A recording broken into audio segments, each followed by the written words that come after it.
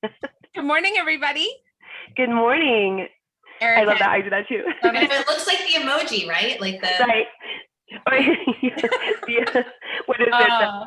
Sparkle fingers. This is already going to be awesome. Errica, thank you that's for what joining it's called. us. Thank you for having me. I'm super excited to be here with you. Yay. If you would, for our audience, would you tell them, introduce yourself and tell us who you are and where you're from and what you do? So I'm Errica Meyers. I am currently with Caliber Home Loans, which is out of our headquarters is Cypress Waters in Coppell, Texas. And I am a national account executive on the wholesale side of the industry. And our first account executive to be interviewed for this series, by the way. Like, women are everywhere. Newsflash. Thank you. Great. So how did you end up in the wholesale side of things? So like I said just a little while ago, Liz and I both worked for the same lender years ago when I was at LO in Temecula. We were both at Mission Hills Mortgage. And then my husband was active duty Marine Corps. So I decided to do a slight shift to have a little bit more control, and I was an outside AE for a little while. But then I left the mortgage industry. I did wealth management, insurance. I had my own business. So I kind of teetered around, but it was all in the customer service industry. But mortgage always kept calling my name. I like complexity. That's why I liked commercial insurance when I was in insurance. I like complexity in numbers and relationships. So now that there is more like a centralized type of account executive versus the outside where you're traveling around, you can be more efficient, you can get more things done, but you're still getting the relationships. And we do a lot of Zooms. We meet on the way, we talk on the phone, but we do a lot of Zooms and the walkthroughs and sharing screens and of course sharing personal life experiences and getting to know them. So I have so many LOs around the country that we have my cell phone also, but we'll talk about life and children and all kinds of stuff. So that part is very fulfilling. That's awesome. Is it similar to, because when we're lenders, we're taught to go after realtors all the time. Is it similar in feeling, or is there a difference? Do you enjoy marketing other lenders rather than realtors? It is, I think it's very similar. It's building that relationship. Do you have a similar flow of business? Do you have a similar mindset? And will that match up? Because if you're not, if you're not paired with a realtor that you really don't see eye to eye, or you don't work things, if somebody's a high stress and you're a low stress, you're like, it will work it out, then that might not match up. But with the loan officers and the broker partners that I do have, it's everyone that I have kept, because we will circle them around. You know what I mean? If you just don't feel there's a connection, you might say that this would work with somebody else, or you put them into a pool, like a house account. And so that, because obviously you want them to have the same experience. You want it to be a good experience for them, a good relationship for them, where it's very trusting, very open. It's somebody's life, it's somebody's business, and it's not just theirs. It's also affecting a client, a borrower as well. So that whole chain of relationship is very important, I believe. Is that common to do the pool? I'm just curious, because with lenders, we can get really territorial. Like, that's my realtor. I did a loan with them 10 years ago, and you can't use them ever again. Like, we've all had that experience. I haven't talked to them in 2 years, but I did a deal with them once, so they're mine. Is it common to have a pool that we're like, I just haven't gotten anything from them lately, we're not meshing, maybe somebody else could give it a shot? I found it to be common to have a pool.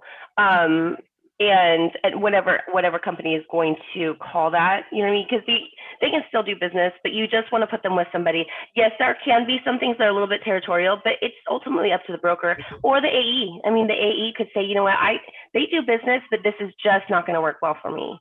I mean, because it could be feeding your pipeline, but what is it doing to identity if you cannot match up on that same type of workflow? Gotcha. Fascinating.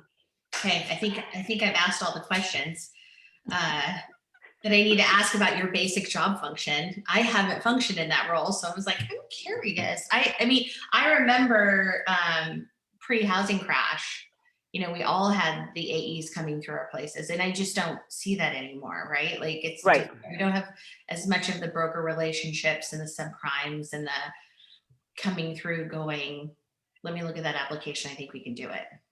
Right. And it's very similar It's very similar. It's just now virtual or on the phone.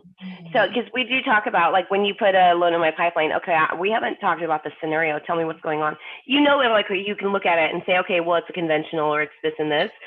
What's wrong with it? What's the quirks? What are we going to have to navigate through? Is this complete? Is this a cookie cutter? Great. That's great. But if there's something going on, you know, kind of like a lawyer, you know what I mean? If there's something going on, I need to know now so I know how to be prepared to navigate. Because you know that not every loan is going to be perfect. Not every loan is going to be smooth sailing. You're always going to find something out. I'm like, wait, they went and bought a car? Yeah. They couldn't wait till next week? No, I mean, it can be interesting navigating the little quirks and stuff, but as long as it's a very open relationship and the LO is very open about it, there's a lot that can be navigated. I mean, you know, closing loans. And so. Okay. And I'm really curious. What barriers have you had to overcome to get you to this place in your career?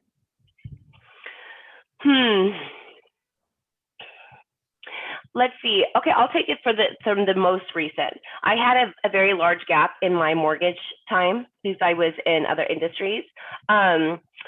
So coming here, it was interesting because I had a 15-year gap.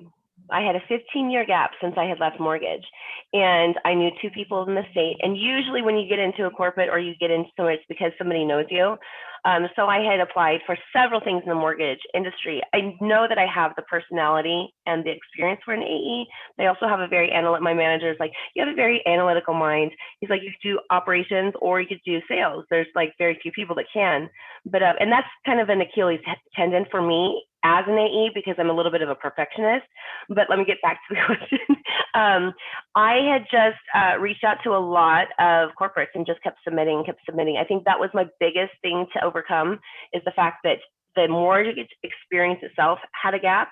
But you're never too far away from it in the industries that I was in. You know what I mean? And you still, once you speak the language, you know the language.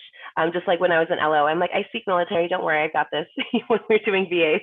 But I think finding somebody that was able to see through that gap, which I have an amazing recruiter, Matthew Buckingham.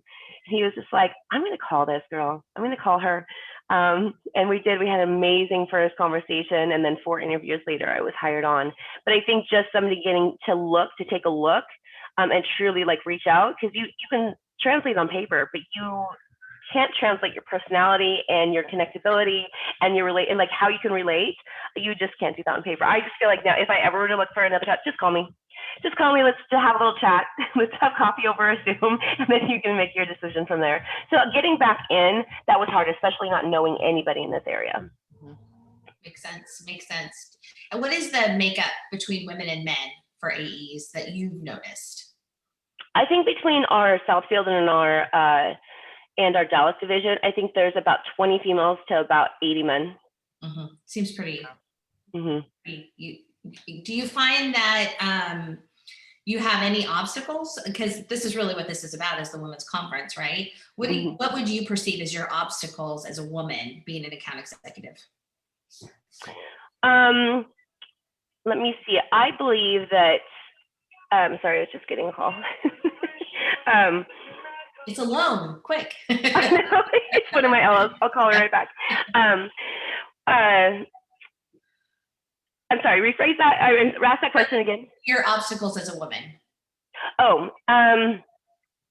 I have found when I came back into, because I'm very transparent with my brokers, building those relations in the first place, I have always said total transparency. I've had a gap and I'm newer to this company, so I don't know anything, but knowing who I am, I will get to the bottom. If you have a question, that's how my mind works. I will not stop until I have the answer. My managers I've driven them crazy because I'm like, I still don't have this answer. And who am I going to? So I think that it's building the trust that I have the experience. I don't have the experience within the company. I have the experience. I know how to look up a guideline. I know how to figure out and stack a loan and vet it to make sure that it's going to go through the system, structure it. So building that is probably the hardest thing. And I think that when you have like a powerhouse man or a powerhouse male shop, which we have those, you know what I mean? It's very, they're like, can she or can she not? But me being the only female and the only male unit in the Marine Corps, that doesn't scare me. I won't shy away from that because I'm used to that. So I'm like, well, let me just show you this. And there has been a couple of shops, they're like, oh, okay. All right, she packs a little bit of a fun. So, this is a theme though, I think that I see in the industry. I see a lot of women who functioned in sports or military. They seem to do well and speak kind of this masculine language, and they're able to excel a little easier sometimes. There's a lot of C-suite women that we deal with and we've talked to. It's the same thing. Wouldn't you agree, Missy? Yeah, I mean, I think it's really interesting. I think the thing that I really am hoping that women are getting from this conversation is that when you're more authentically you, you're more successful. And somehow women, especially women producers who are first starting out in the industry, they think that they're not allowed to be authentic. Like they start to change who they are to try and get in, I guess is the way I'm trying to say it, like, and fit in with who they're working with. And I think most of the women we've interviewed for this series and most of the women we've talked to, it's been be yourself, because if you're not authentic, then you're going to end up in situations where you have to be authentically you, and you're not going to mess with your clients. You're not going to mess with your coworkers. And I just really like what you're saying about just, how did you learn to be authentic in your capacity to operate within a male dominated field? I think that, I think it's a mindset, because there is always the term like fake it till you make it, but you have to also realize you're in sales, and you're also talking to somebody in sales. You cannot sell a salesperson, right? And that's one of the biggest things because I know when I'm being sold, and I'm like, I shut off, like, because I'm like, I don't want to hear this. But if you have my interest, and I can see like, this is truly who you are, this is the business, this is what I've told one of my, or some of my newer LOs, tell your client, like, this is going to be newer to me. I'm going to have some questions. It might take me a little bit more time, but I'm going to figure it out. That in itself is, it's kind of like just going down a journey with a friend of shenanigans on a road trip. We've never done this before, but we're going to figure it out as we go, and we're going to have fun. You know what I mean? That it's going to be okay. And how did I figure out how to do that? I think it comes with a certain amount of, if I'm not your bag of chips, you don't have to pick me up. And I don't care. You know what I mean? I don't have any qualms about somebody that is not necessarily wanting to work with me. That's fine. You go find who you need to work with, or I'll compare you, and it doesn't bother me. Because I also think about it too, like, what's my quality of life of having to work with somebody that I'm not meshing with. I think it goes back to that too. What's that feeling you get when you know, probably not for me? How does that feel to you? As far as, well, I can see potential, you know what I mean? But it's the energy. It's how much energy is that going to suck out of you? How much is that going to do? And it's a relief. Actually, it's a relief to get to the bottom of it. At first, it's kind of like uncomfortable. It's like a little bit of a breakup, you know what I mean? But then it's a relief, because you're like, oh, okay, this has not been, and I'm not saying toxic, we don't want to go there, but when it's not a right relationship, it's never good for both parties. So it can be like a little bit odd, and then you move forward, and then, oh, this is so much better. I like this so much more. I coach my clients on that all the time. I'm like, if it doesn't feel good, don't do it. Like, there's somebody else out there to work with that person. Like, you don't have to do that. Like, nobody is forcing you to work with that person. You don't have to. And I think it makes a huge difference when you recognize that. It's very liberating and empowering also, that you don't have to take somebody's crap so that you can make a living, that lowers your quality of life. So, and I don't want to say that in a negative way, but if it's not a good relationship, it's not a good relationship. So the other thing that I find that happens when you do that with, whether it's clients or whether in your situation, or if it's a realtor, if you can lay down the law and go like, you know what, I don't think we're a good fit. I think you should go work for somebody else. Sometimes when I fire those people, they come back and they behave. And they want to work with you even more because you set boundaries. Because you set boundaries, you said no. It's almost like a date. You know what I mean? You know what I mean? As a man of like, okay, no, I don't think that you're a part of my I don't think you're going to fit in. And then it's almost like the pursuit gets stronger. So, but yes, it's just like, and then we do talk about that. It's like a courtship. It is truly like a courtship. So, Yeah. but laying that down and showing them that you respect yourself and you respect their business enough, that's something that's desirable. You know what I mean? It's absolutely, and this is a strong, independent person. It is. What's your technique? Do you have a technique when you talk to people, when you tell them? When I talk to, so I used to do shadow sessions with junior AEs coming in. I have a tendency to be very good on the phone and build relationships, what they say, like rapport, and almost instant rapport. But that's because I'm just me, and I'm talking, I'll answer the phone, even if they hang up on me the first few times, because like, who's calling me? A BP. I'm talking about somebody that they're not even active with us, and I'm just trying to get them in the door and signed up with us. So I'll just be persistent in that sense. And when I do get them, I'm just like, hey, I'm Errica. I'm with Caliber Home Loans. I see that you do this and this, and I'm really interested in seeing who are your lenders that you work with, and would you consider us as a lender? And you'd be working with me. No, I don't have time right now. Okay. I'm like, when do you have time? And we'll set up something. And when I do speak to them, it's just like, just tell me what you do. Tell me how you do business and what's important to you. I want to get to know them and what how they flow to even know if it's going to be worth it for me. Like, I'll still get them signed up, but it could still go to another AE. You know what I mean? If I just know that this is not, we're not meshing. But I treat them as if it's a friend that I haven't talked to in like 5 years. Hey, how are you? What's going on? But it's not fake. It's absolutely not fake in the sense of, I'm just like, I'm excited to get to know you and tell you a little bit about me, because I'm naturally like that with people. I'm a social butterfly. You are a ball of sunshine. I will say that is the truth. I think that should be your tagline, ball of sunshine. I love that. Account executive, ball of sunshine. The ball of sunshine. Thank you, Liz. If there are women who want to get involved in the wholesaling side of mortgage, what advice do you have for them? With or without mortgage experience? Both. With mortgage experience, it'll be a little bit easier, obviously, because we're in a knowledge base and guidelines change, or it's just being resourceful. If you can be resourceful.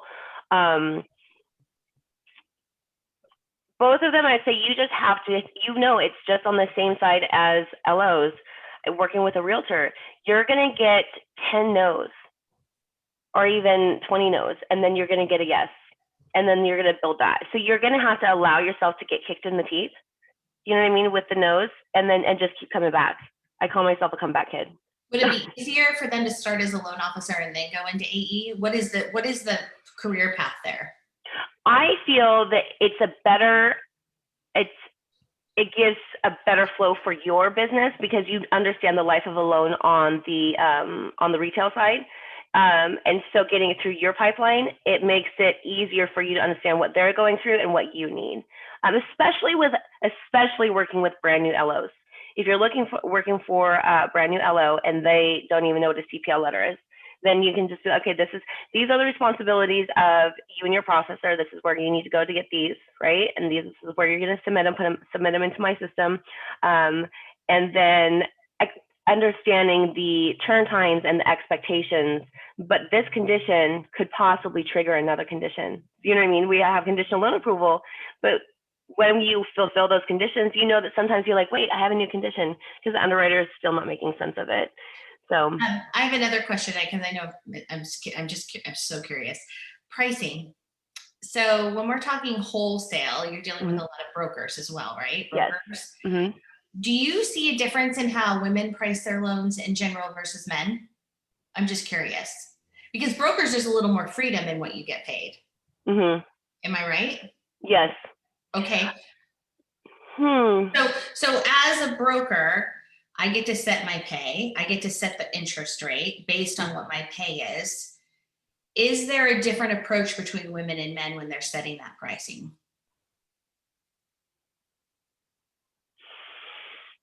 With my book of business, I would say, because if it's a loan officer, it's the broker that sets the comp. So if they do lender paid, then the LO does not have control over that. But if they go borrower paid, then they do. They can figure out like how many points they're going to charge. So the majority of my brokers or LOs, with one larger account, they just naturally go lender paid, which is it's a slightly higher comp rate at 2.75.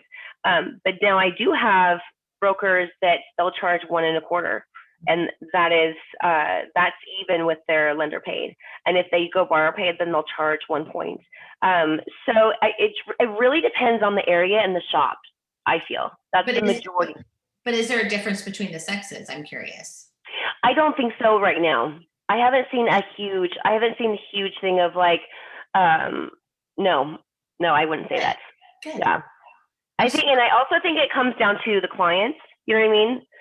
I do think that, like, if you know that you're going to go borrow paid or something, or you're going to go lender paid because this is going to be an FHA and it's just, this is going to be a tight loan. It's just going to be tight. We're going to come in skidding the whole plate with a few bumps and bruises. I think that those that are lender paid with that, with a slightly higher comp, I think it's well deserved for what you are going to experience and what you're going to be doing. In addition to, one of the biggest things that I try to convey and teach loan officers coming through is borrower control. Borrower control in the sense of, like, I need this from you. They don't understand the process. They might, but it's not something they do. They don't do it every day. So understanding, like, there's conditions that I have to meet. There's timelines that I have to meet. Like, I need these signed by you. I need these documentation from you. There's condition from you. So borrower control is probably one of the most important things, which I find that women do get sooner than men. Mm-hmm. But I think that there's the motherly instinct in there. Yeah. Do you see a difference in the product types, but gender-wise? It really varies. I think it's a lot of clientele. My favorite loans to do are VAs, 100%. Those are my favorite loans, and me being a Marine. So. Well, they're rad loans. They're the best loan out there. I don't care what anybody says. They are, and our pricing with them is just unbelievable. But I don't even necessarily sell price all the time. When I'm competing against another lender, my biggest thing is, like, you decide where this is going to go, but you bring it here. You're going to work with me. Sometimes you might pay a little bit more for a top shelf drink. Mm-hmm. Yeah. Well, I don't discuss rates really initially with anybody. Right. Mm-hmm. That's never it. That's never the case. But if I'm asked to be, I don't play the price matching game. Oh, they're giving you this rate and this. Okay, great. That's what their rates are. That's what their margin is today. This is what you're paying for here. Yeah, absolutely. It's good stuff. Good stuff. Missy, did you get anything? I dominated. I'm sorry. I was nosy. You're fine. No, I think it's a great conversation. I feel like I just want to get in your head. I'd be curious if you would just take note of some of those. I would be interested, female versus male approach on some stuff. Uh-huh. Like, I think sometimes we go along in life and we aren't looking, but I know that in the retail world, it's been my experience, the women I work with tend to not. Remember back in the day, we used to be able to get the rebate in the retail world, and it was you'll spread it in the broker day. Mm-hmm. Very few women would charge more than a point. Mm-hmm. Back in the day, rebate or initially on the loan, whether they were always making like 1%. And it was my experience that the men were, locking it at a slightly higher rate so they could get some rebate on the back end, and the women weren't doing that as often. And so that's why I asked that, because in my world, I don't control that anymore. Right. In my world, I'm retail that doesn't control, but in your world, it's a little bit different. So I was just curious if it transferred over through all these years. And I do see that, like I do, but I let them know that there's like, you don't get that rebate because in the back. Yeah, I do remember that, because I would typically do a point origination and a point rebate. That's typically what I would work with. Or it could be a half a point or whatever, depending on the situation. No, the lender paid, I'm just like, this is going towards their, like, your origination is in there, but the rebate on this is going to go towards their closing costs. It goes to the borrower. So, but it's funny. I still have people asking that though, every once in a while. And I'm like, it's been a while since we've been able to do that. Yeah, it's been a long time. And there's a reason we don't do that anymore, right? I mean, there's a reason. Everybody should get the same rate. There should be uniformity all along, but interesting. So, oh my gosh. Well, thank you very much for joining us, Errica. Thank Yeah. you for having me. Nice Thank you to so meet much. Have a great It was, day. yeah, it was fascinating. Thank you so much. Thank you. Have a good day.